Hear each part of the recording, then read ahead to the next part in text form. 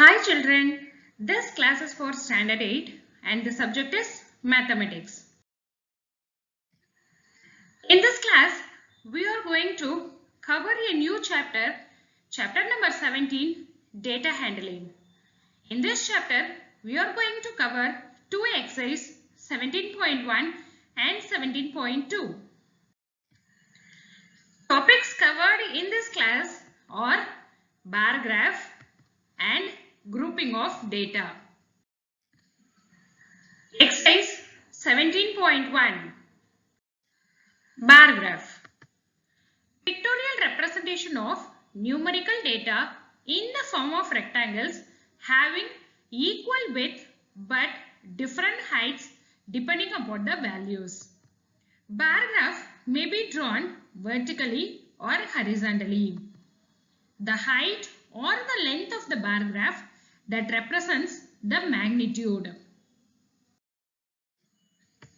Example number 1, page number 270.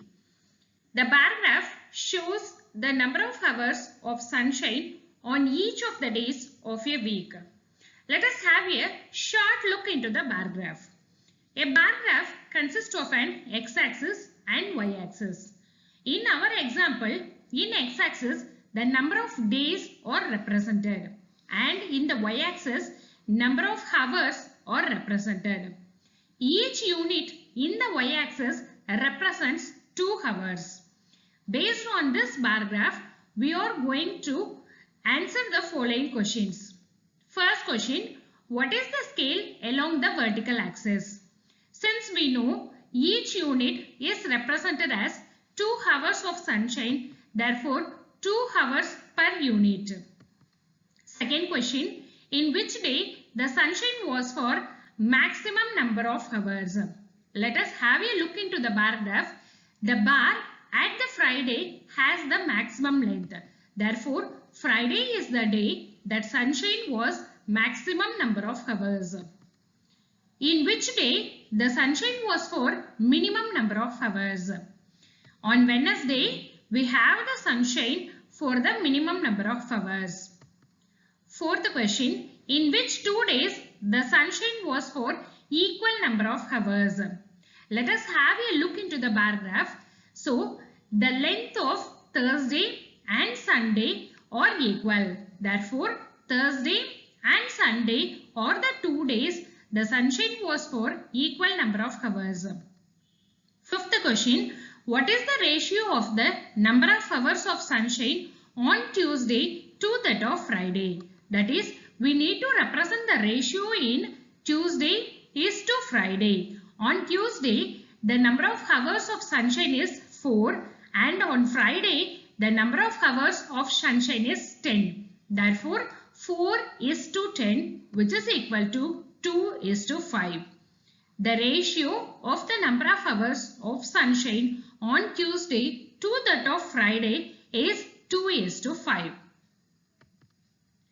During the entire week, for how many hours did the sun shine? So, we need to calculate the total number of hours of sunshine. So, on Monday, it is 3. On Tuesday, 4. Wednesday, 2. Thursday, 7. Friday, 10. Saturday, 8. And Sunday, it is 7. So, 3 plus 4 plus 2 plus 7 plus 10 plus 8 plus 7, which is equal to 41. Therefore, the total number of hours the sunshine was 41. Exercise 17.1, page number 272. The fourth question. The following bar graph shows the number of students in a hostel speaking different languages. Study the bar graph and answer the following questions. First question. What is the scale used along the horizontal axis? Let us have a look into the bar graph. In x-axis, we have represented number of students, and for each unit, we have taken 5. Therefore, 5 students per unit. Second question, which language is spoken by least number of students? Have a look into the bar graph. The minimum length of the the bar is the answer for this question. Therefore, Tamil is the language spoken by least number of students.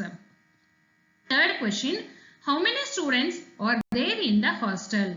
So we need to find the total number of students in the hostel. For Tamil, it is 8 students, and for Hindi, it is 55 students. For English, 25. For Bengali, 10. For Marathi, 15. For Punjabi, 35. Therefore, 8 plus 55 plus 25 plus 10 plus 15 plus 35, which is equal to 148. Fourth question, what is the ratio of the number of students speaking Punjabi to those speaking English? So we need to find the ratio of Punjabi is to English, which is equal to 35 is to 25, which is equal to 7 is to 5. Fifth question, what is the percentage of the students speaking Marathi over those speaking English? So we need to find the percentage, which can be found out by Marathi divided by English into 100. The number of students speaking Marathi is 15 and the number of students speaking English is 25, which is equal to 15 divided by 25 into 100, which is equal to 60%. Example number 3, page number 271. Study the double paragraph given below and answer the questions that follow. First question, what is the information given by the double paragraph? The information given by the double paragraph is marks obtained by a student in 5 subjects in the year 2006-7 and 2007-8. Second question, in which subject has the performance improved the most? Maths is the subject, the performance improved the most. Third question, in which subject has the performance deteriorated?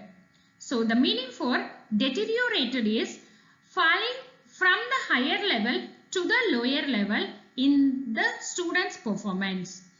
So by looking in the bar graph, English is the subject where the performance moved from the higher level to the lower level. Fourth question, in which subject is the performance at par?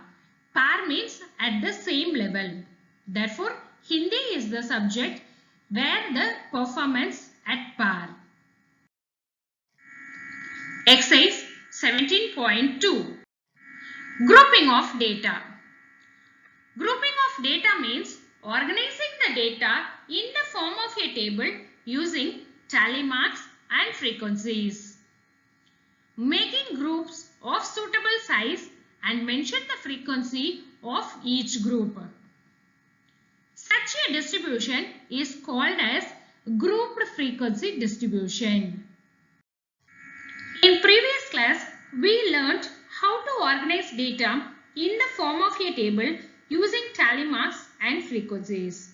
Sometimes the data is large and the smallest and the greatest values differ greatly.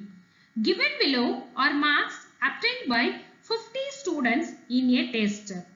The first step is to arrange the data in ascending order or descending order. The above data may be condensed into grouped frequency distribution table in 2 ways. The first way is called as discontinuous intervals or inclusive form. In this discontinuous intervals, the class intervals are of the type 1 to 10, 11 to 20, 21 to 30 and so on. Here 1 to 10 contains all the observations which are greater than or equal to 1 and less than or equal to 10. Here the upper limit is included. Therefore, this is called as inclusive form. The second method is called as continuous intervals or exclusive form. In this method, the class intervals are of the type 0 to 10, 10 to 20, 20 to 30, 30 to 40, etc. Here 0 to 10 contains all the observation which are greater than or equal to 10 but less than 10. Here the upper limit is excluded. Therefore, this is called as exclusive form. Let us consider a class interval 20 to 30. In this class interval, 20 is called the lower class limit and 30 is called the upper class limit. Similarly, the difference between the upper and the lower class limit is called width or size of the interval. For the class interval 20 to 30, the width or the size is 30 minus 20, which is equal to 10. Similarly, the midpoint of the class interval is called its class mark or mid value. That is, class mark equal to lower limit plus upper limit divided by 2. For the class interval 20 to 30, 20 is the lower limit and 30 is the upper limit, which is equal to 20 plus 30 divided by 2, which is equal to 25. So 25 is the class mark for the interval 20 to 30. Exercise 17.2, page number 276. The second question, following is the frequency distribution table for the marks obtained by 30 students of a class in a test. First question, what is the class size? So class size equal to upper limit minus lower limit. I have considered the class interval 10 to 20. So the upper limit is 20 and the lower limit is 10. Therefore 20 minus 10, which is equal to 10. Second question, what is the lower limit of 20 to 30? The lower limit of 20 to 30 is 20. What is the upper limit of 40 to 50? The upper limit of 40 to 50 is 50. Fourth question, what is the class mark of the class 10 to 20? Class mark of 10 to 20 equal to upper limit plus lower limit divided by 2, which is equal to 10 plus 20 divided by 2, which is equal to 15. Fifth question, what are all the frequencies of the class intervals 30 to 40 and 40 to 50? So the class interval of 30 to 40 is 4 and the frequency of 40 to 50 is 10. Grouping of data. Raw data can be condensed into groups or classes using the following step. Step 1. Determine the range of the raw data. Step 2. Decide upon the number of classes into which raw data are to be grouped. Step 3. Decide the size of the class interval. So, the size of the class interval can be determined using the formula range divided by desired number of classes. Step 4. Set up class limits by using the size of the class intervals. Example number 2, page number 275. The following are the daily rents in rupees of 40 shops. Construct a group frequency table for the above data. The values for 40 shops are given. Solution. The first step is to arrange the numbers in ascending order. Second step, the range of the raw data should be determined, which is equal to the greatest number minus the least number, which is equal to 89 minus 32, which is equal to 57. Since the range lies between 32 and 89, it will be easy to divide the range in 6 classes of equal size. So size of a class interval, which is equal to range divided by number of classes. Range is 57 and number of classes is 6, which is equal to 57 divided by 6, which is equal to 9.5.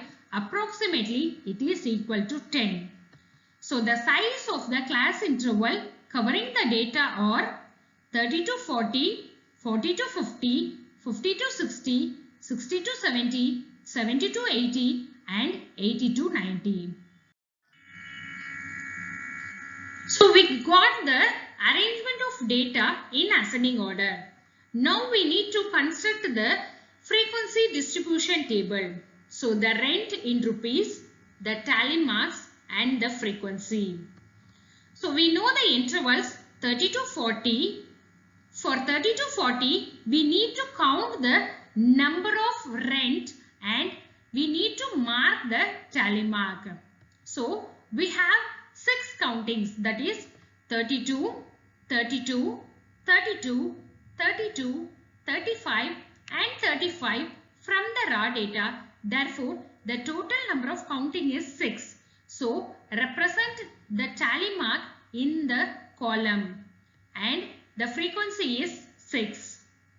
Similarly, for the class interval 40 to 50, from the raw data, we know that 40 should be included here. So, 40, 42, 45, 45, 45, 45.